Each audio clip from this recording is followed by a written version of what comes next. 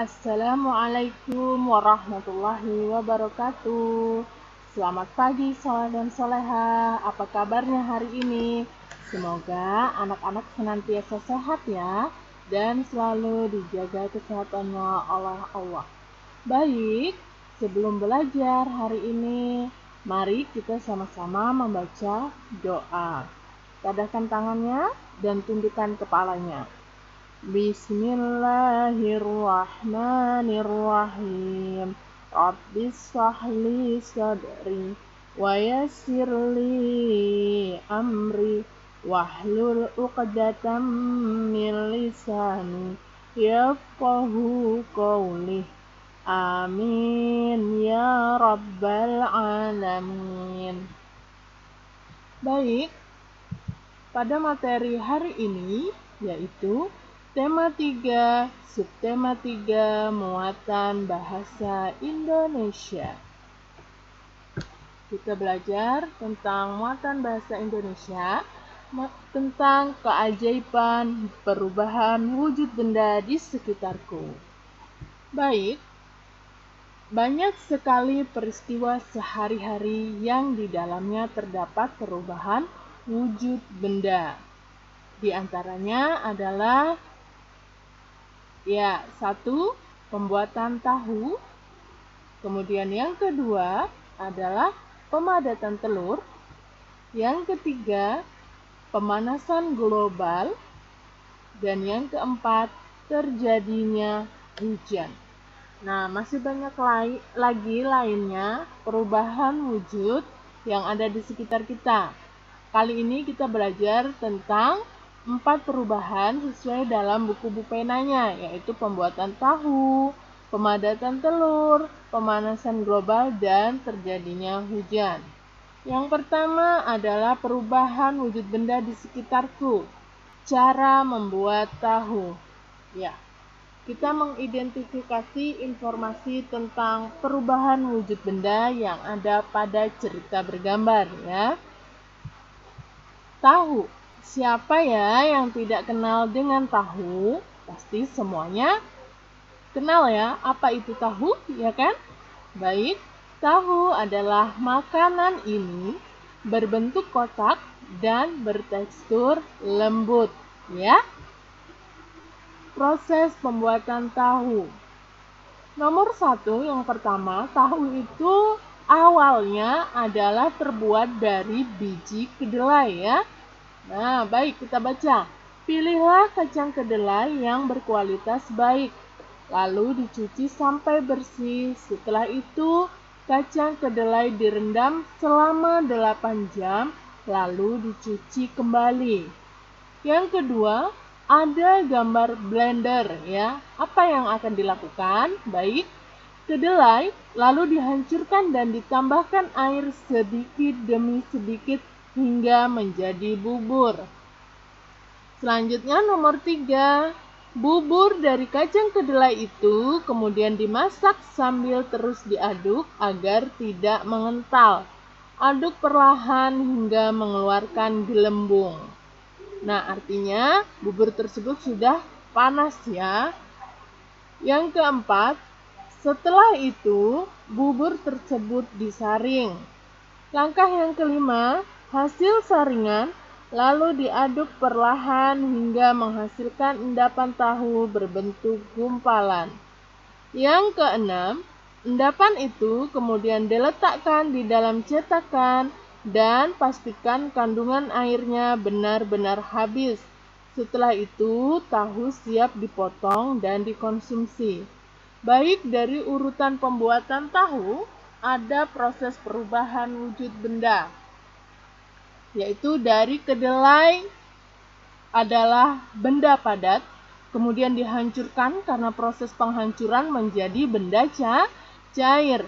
Benda cair yang nomor 3 yang setelah menjadi bubur kemudian dimasak. Nah, karena proses pemasakan maka terjadi penguapan sehingga adonan tersebut menjadi tidak mengental atau perlahan-lahan akan mengeluarkan gelembung. Dari gelembung-gelembung itulah menandakan bahwa adonan tersebut sudah mendidih. Jadi ada proses penguapan dari cair atau sedikit mengental kemudian menjadi uap. Nah, selanjutnya dari proses penyaringan. Di situ ada yang namanya endapan tadi. Endapan yang awalnya mengental kemudian disaring maka akan menjadi pembekuan. Ya, pembekuan maka bisa dibentuk atau benar-benar terjadi karena pengurangan air, yaitu tahunya siap untuk dipotong. Sebelum dipotong dicetak dulu, makanya bentuknya itu persegi 4 atau kotak. Nah, dari proses pembuatan tahu terjadi perubahan wujud benda ya. Kita lanjut lagi, perubahan wujud benda di sekitarku. Selanjutnya ada proses memadat pada telur. Nah, telur, siapa ya yang tidak mengenal telur? Pasti semuanya pernah mengenal telur dan suka ya dengan telur. Proses memadat telur. Telur adalah salah satu bahan makanan yang memiliki kandungan protein yang tinggi. Ketika memasak telur, kita akan menemukan perbedaan bentuk telur dari awal. Sebelum dimasak, telur berbentuk cair dan sedikit kental. Namun, ketika direbus, telur akan menjadi padat. Hal itu dikarenakan adanya panas yang dihasilkan dari air. Begitu pula halnya dengan memasak telur mata sapi. Telur yang pecah berbentuk cairan. Namun, ketika kita masukkan ke dalam minyak panas, maka cairan tersebut akan memadat. Ya, ini adalah proses memadatnya pada telur. Awalnya telur itu berbentuk cairan yang sedikit mengental. Karena proses pemasakan, direbus, maka telur akan memadat. Begitu juga dengan telur mata sapi. Karena proses pemanasan, penggorengan, maka telur akan memadat. Selanjutnya ada perubahan wujud di sekitar kita. Pemanasan global atau yang disebut dengan global warming. Apa itu global warming? Ya, global warming adalah meningkatnya suhu di atmosfer atau di udara itu ya, di langit disebut dengan atmosfer, di laut dan di daratan bumi. Penyebabnya yang pertama, polusi udara yang tinggi yang mengandung gas beracun.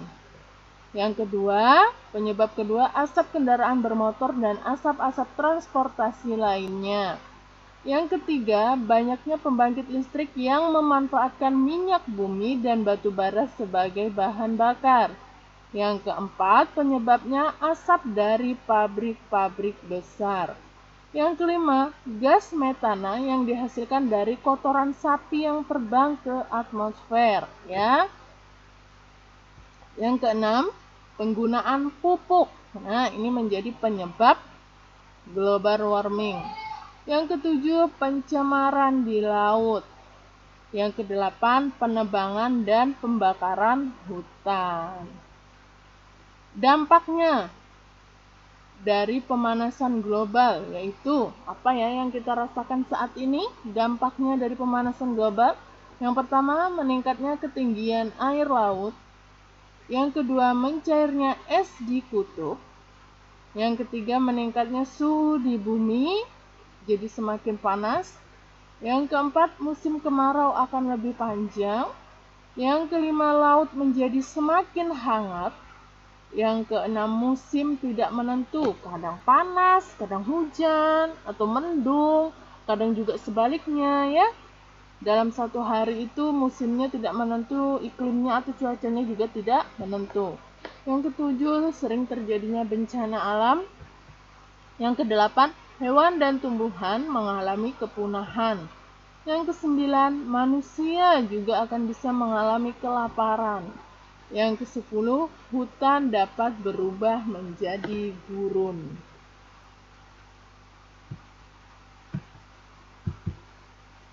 Baik, nah di sini adalah dampak dari pemanasan global, ya.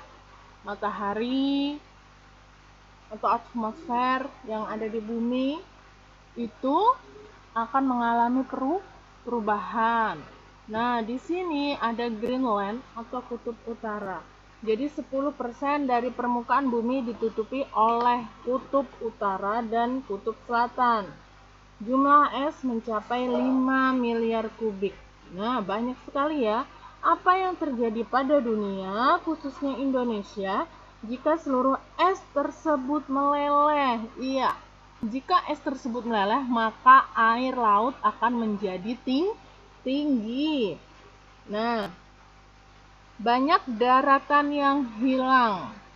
Bisa terjadinya bencana tadi ya, banjir, kemudian gempa bumi, kemudian pegunungan akan menjadi pulau karena tertutup oleh es yang mencair tadi di kutub utara dan kutub selatan.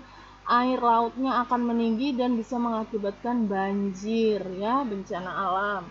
Selanjutnya, jika es mencair di daratan Indonesia akan berkurang secara signifikan dan berubah menjadi lautan. Bisa lama-kelamaan daratan yang ada di Indonesia akan menjadi lautan karena melelehnya kutub utara dan kutub selatan tadi. Ada es ya, es di daerah kutub utara dan kutub selatan mencair, maka bisa terjadi wilayah Indonesia akan menjadi tenggelam. Nah, wilayah khususnya Kalimantan yang mempunyai banyak dataran, banyak hutan, akan hilang karena global warming tersebut atau pemanasan global. Selain itu, banyak hewan atau spesies eksotis di Indonesia, seperti contohnya harimau Sumatera yang sudah mulai langka, orangutan Sumatera, orangutan Kalimantan, serta masih banyak lagi hewan yang ada di dalam hutan itu akan terganggu. Banyak masyarakat yang bergantung pada hutan akan semakin sulit untuk bertahan hidup. Nah, untuk bercocok tanam mereka akan sulit karena terjadi pemanasan global itu tadi, ya. Esnya. Nah, awan di sini ada kutub utara dan kutub selatan yang mencair karena atmosfer tadi menjadi semakin panas buminya, mencair, kemudian terjadinya di laut akan menjadi tinggi air laut akan menjadi tinggi, bisa menutupi dataran. Kemudian air akan menguat dan menjadi awan. Esnya sulit memantulkan cahaya ya, lalu mencair. Air menguap, membuat cuaca tambah panas. Iya, kadang walaupun mendung seharian, tapi udara atau hawa yang kita rasakan itu sangat terasa panas atau gerah. Nah, ini juga efek dari atau dampak dari pemanasan global. Karena pemanasan matahari sebagian besar dikembalikan lagi oleh atmosfer, tidak bisa diserap ya. Kemudian panas matahari sebagian dipantulkan kembali oleh gas rumah kaca. Nah, sini sekarang banyak bangunan-bangunan tinggi atau gedung-gedung tinggi yang menggunakan kaca-kaca besar itu biasanya atau disebut dengan rumah kaca. Nah, itu mataharinya akan memantul kembali ke atmosfer, menjadikan panas ya. Kemudian panas matahari sebagian besar diserap oleh bumi, makanya terjadi panas nih. Ada pabrik-pabrik tadi dampaknya banyak berdirinya pabrik-pabrik besar. Nah, pabrik-pabrik tersebut akan mengeluarkan asap dari proses yang ada di dalam pabrik. Nah, asapnya itu menimbulkan polusi udara yang bisa mencemari udara. Kemudian ada kendaraan bermotor ya, yang menggunakan mesin, mobil, motor, atau kendaraan-kendaraan lain. Itu asapnya akan mengganggu udara yang ada di bumi. Kemudian penebangan hutan secara liar. Iya, fungsinya hutan itu adalah untuk tempat berlindung hewan. Selain itu juga tanaman-tanaman yang ada di hutan, pohon-pohon besar itu akan menyerap panas, ya. Jika terjadi hujan, maka akar dari pohon tersebut menyerap air hujan. Tapi jika terjadi penebangan pohon di hutan, maka jika ada hujan turun, air tersebut tidak dapat diserap oleh akar-akar pohon dan bisa mengakibatkan tanah longsor, banjir ya. Jika terjadi panas atau udaranya panas, maka panas dari matahari tidak dapat diserap oleh bumi, akan memantul kembali ke atmosfer ya. Panas matahari sebagian besar dipantulkan lagi oleh bumi dan diteruskan oleh atmosfer.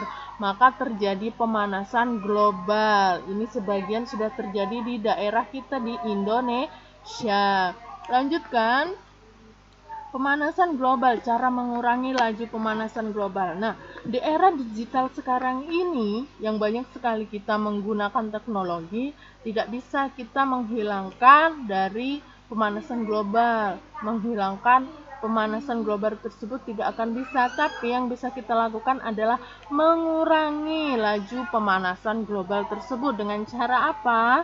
Yaitu menghemat penggunaan energi listrik dan air. Yang kedua, mengurangi pemakaian plastik dan barang-barang yang tidak bisa didaur ulang. Jadi, jika kita ingin menggunakan plastik atau tempat makan atau minum, kita membawa sendiri dari rumah ya, yang bisa dicuci seperti tempat makan atau botol minum. Yang ketiga, sering memakai kendaraan umum daripada kendaraan pribadi. Yang keempat, menanam pohon atau melakukan penghijauan atau reboisasi. Mulai dari sekarang, kita harus mencintai tanaman, hiasi halaman rumah kita dengan tanaman-tanaman ya, agar mengurangi global warming tadi atau pemanasan global. Selanjutnya, berjalan kaki atau menggunakan sepeda ketika ke tempat yang terdekat, misalkan ke sekolah, ada yang rumahnya dekat dengan sekolah, boleh kita berjalan kaki. Selain sehat, kita juga bisa mengurangi polusi atau menggunakan sepeda. Biasanya setiap hari Minggu di daerah kita di Kota Tenggarong ada yang namanya Car Free Day, artinya area bebas kendaraan bermotor, baik mobil maupun motor itu tidak boleh lewat ya. Pada area Car Free Day tersebut banyak orang yang berjalan kaki, ya berolahraga, lari, senam atau apapun. Nah, itu untuk mengurangi yang namanya pemanasan global juga atau global warming. Ya. Selanjutnya, tidak menebang pohon secara liar. Yang ketujuh, mengurangi konsumsi daging dan meningkatkan konsumsi sayuran. Kenapa? Karena tadi daging itu berasal dari sapi. Sapi akan mengeluarkan kotoran yang mengandung gas metana tadi. Gas metana tersebut akan menguap ke udara dan membuat pemanasan global. Udara semakin panas akibat dari kotoran dari sapi ya. 8. Mengurangi penggunaan BBM atau bahan bakar minyak. Yang ke-9, mengurangi penggunaan AC atau air conditioner, yaitu pendingin ruangan. Yang ke-10, mengurangi penggunaan kertas. Tidak boleh berlebihan dalam menggunakan kertas. Lanjut. Nah, di dalam bukunya ada halaman 79, yaitu dampak dari pemanasan global. Kita baca sama-sama ya. Dampak dari pemanasan global. Ya, tadi sudah Ibu jelaskan juga, 10% dari permukaan bumi kita ini ditutupi oleh es yang terletak di kutub utara dan kutub selatan. Jumlah es mencapai 5 miliar kubik. Apa yang terjadi pada dunia, khususnya Indonesia, jika seluruh es tersebut meleleh? Ketika seluruh es meleleh, permukaan laut akan semakin tinggi. Banyak daratan hilang dan pegunungan menjadi pulau. Selanjutkan, jika es mencair, daratan Indonesia akan berkurang secara signifikan dan berubah menjadi lautan.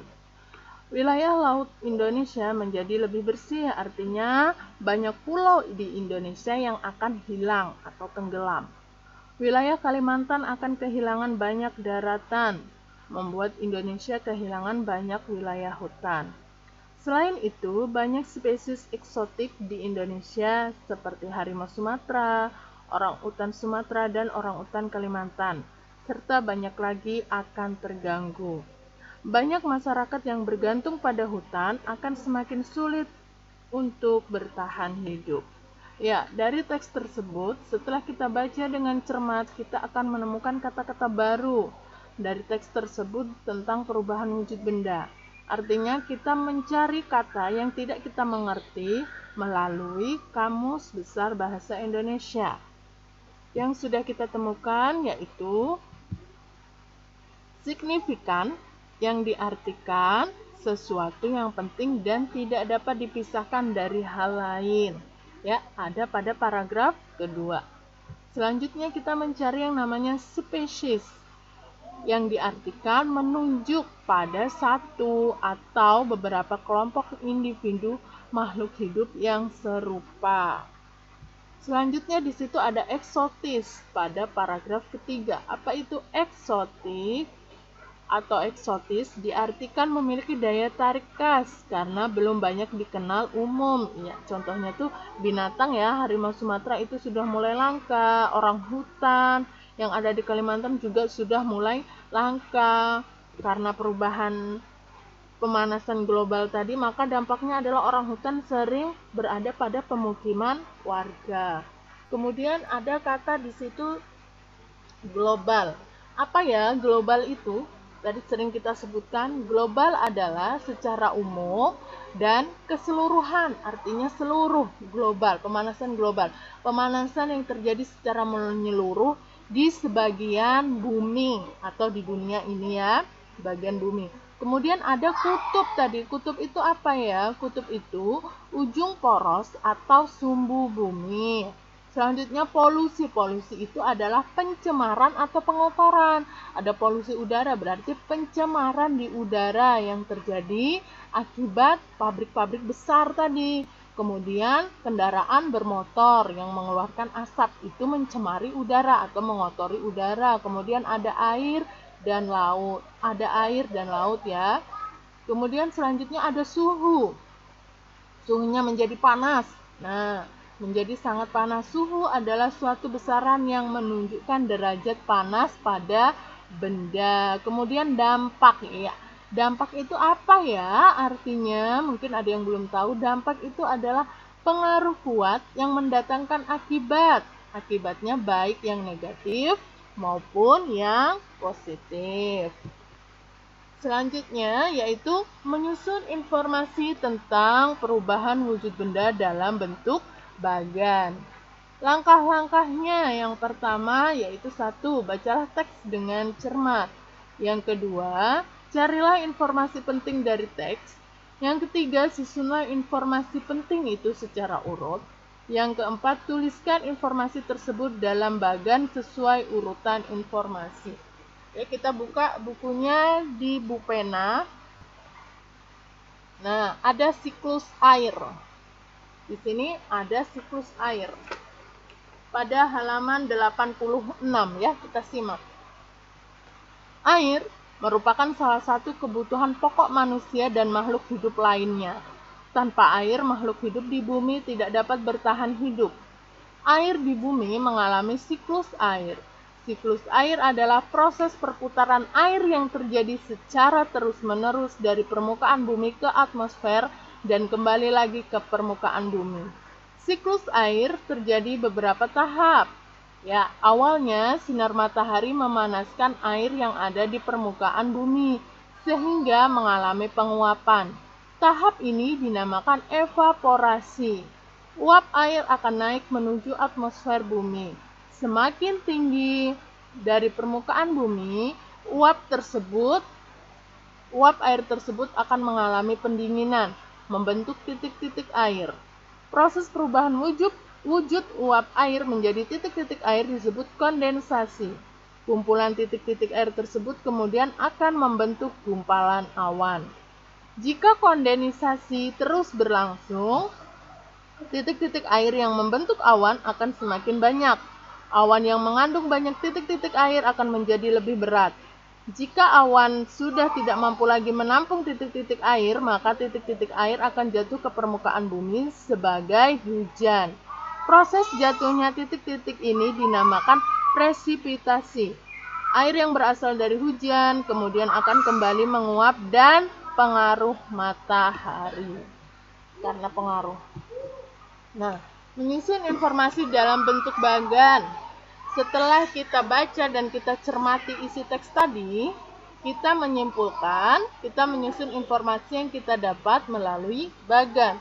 Ya, yang pertama, Proses tadi adalah sinar matahari memanaskan air yang ada di permukaan bumi sehingga mengalami penguapan atau disebut dengan evaporasi. Ya, uap air akan naik menuju atmosfer bumi. Selanjutnya, uap air tersebut akan mengalami pendinginan menjadi titik-titik air yang disebut dengan kondensasi. Nah, kumpulan titik-titik air kemudian menjadi gumpalan awan. Selanjutnya, informasi yang sudah kita dapat, jika awan sudah tidak mampu lagi menampung titik-titik air, maka titik-titik air akan jatuh ke permukaan bumi sebagai hujan atau yang disebut presipitasi. Selanjutnya, air yang berasal dari hujan akan kembali menguap oleh pengaruh panas matahari. Nah, ini adalah siklus air atau proses terjadinya hujan. Di situ ada evaporasi. Apa tadi evaporasi? Yaitu proses penguapan air laut yang diserap oleh panas matahari. Selanjutnya, air tersebut akan menggumpal, air tersebut akan menjadi gumpalan-gumpalan air yang disebut dengan kondensasi menjadi awan. Jika kondensasi terus berlangsung tanda panahnya, maka uap air tersebut atau titik-titik air tersebut tidak dapat ditahan lagi, maka terjadinya hujan atau yang disebut dengan presipitasi. Setelah itu kembali lagi dari hujan yang turun ke bumi, maka air tersebut akan mengalir kembali dan diserap oleh panas matahari. Boleh bentuk bagannya kita gambar seperti ini ya, dari informasi yang sudah kita baca tadi. Selanjutnya, membuat kalimat dari peristiwa perubahan wujud benda. Misalnya, perubahan wujud benda yang membeku, ya. Tadi perubahan wujud benda sudah kita baca, sudah kita amati dari awal. Sekarang kita membuat kalimatnya. Ya, kita buat menjadi sebuah tabel. Contohnya nomor 1 adalah membeku, peristiwa perubahan wujud bendanya. Membeku, kalimatnya bagaimana? Contohnya 1, membeku adalah peristiwa perubahan wujud benda dari cair menjadi padat. Kemudian yang kedua, Lani membuat es krim bersama ibu. Ya, jadi es krim itu adalah proses pemadatan dari benda cair ke padat. Latihan.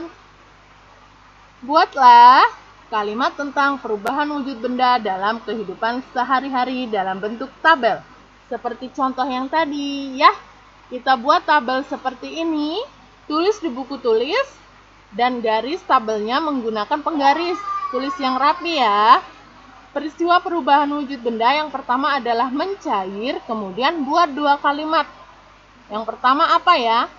Perubahan wujud benda tentang mencair. Yang kedua adalah menguap. Buat kalimat seperti contoh yang tadi ya. Oke, soleh dan soleha, semangat belajar, jaga selalu kesehatannya, patuhi nasihat orang tua di rumah. Semoga kita bisa segera kembali belajar di sekolah. Ibu akhiri pembelajaran hari ini. Assalamualaikum warahmatullahi wabarakatuh.